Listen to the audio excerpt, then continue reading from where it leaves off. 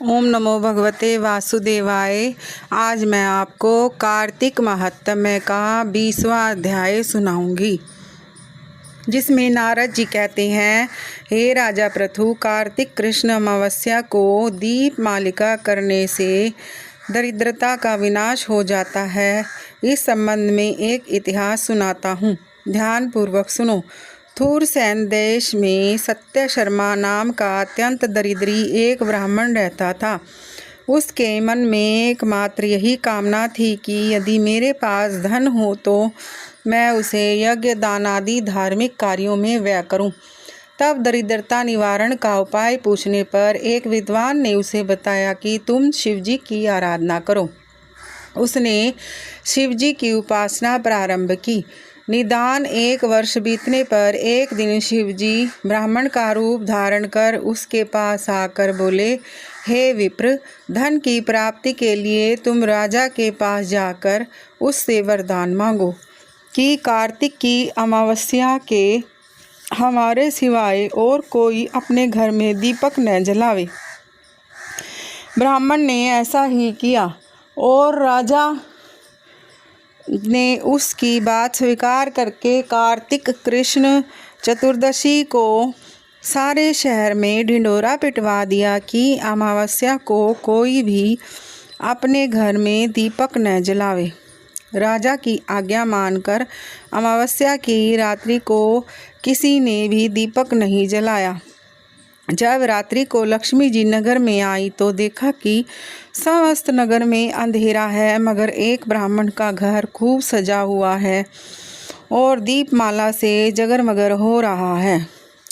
लक्ष्मी जी प्रसन्न होकर जब उस घर में प्रवेश करने लगी तो ब्राह्मण मार्ग रोककर कहने लगा कि हे भद्रे, तुम्हारा पति अति कठोर है और तुम अत्यंत चंचल हो, इस कारण हमारे घर में प्रवेश मत करो।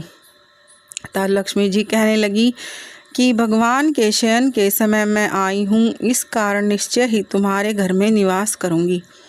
यह सुनकर ब्राह्मण कहने लगा कि यदि तुम इस बात की शपथ लो कि मेरी 3 पीढ़ी तक इस घर से नहीं जाओगी और यहाँ पर स्थायी निवास करोगी, तब इस घर में प्रवेश कर सकती हो।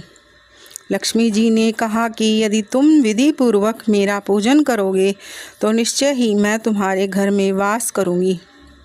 यह सुनकर ब्राह्मण ने पूछा कि मैं किस विधि से तुम्हारा पूजन करूं?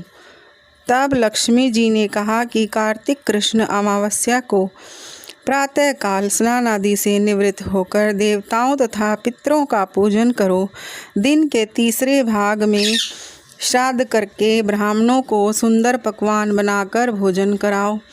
प्रदोष के समय दीपमाला करो। तुलसी के समीप ब्राह्मण के घर में, देव मंदिर, चौरास्ते, शमशान तथा गौशाला में दीप जलाने चाहिए।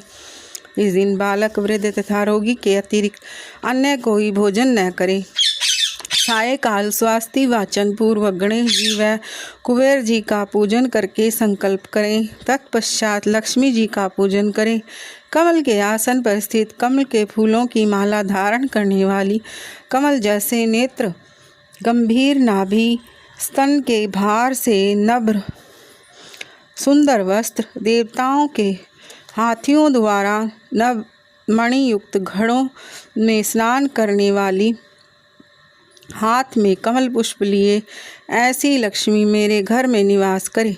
सर्वप्रथम लक्ष्मी जी को आसन दे, फिर पाद्य, अर्घ्य, आचमन, स्नान, वस्त्र, धूप, दीप, नैवेद्य, जल, तांबुल व सुपारी, इन सब वस्तुओं को अर्पण करके नमस्कार करें। दीप जलावें और समस्त रात्रि भगवान का कीर्तन करें।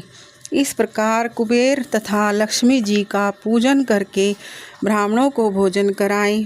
तत्पश्चात बंधु बांधवों सहित स्वयं भी भोजन करे। सत्य शर्मा ने विधिवत इसी प्रकार किया, जिससे उसके यहाँ काफ़ी धन धान्य हो गया। इसके बाद उसने अनेक यज्ञ भी किए। फिर सत्य शर्मा विरक्त होकर मथुरा चला गया और वहीं पर समाधिस्थ होकर विष्णुलोक को प्राप्त हुआ। ये था कार्तिक महात्म्य का 20वां अध्याय। ओम नमो भगवते वासुदेवाय।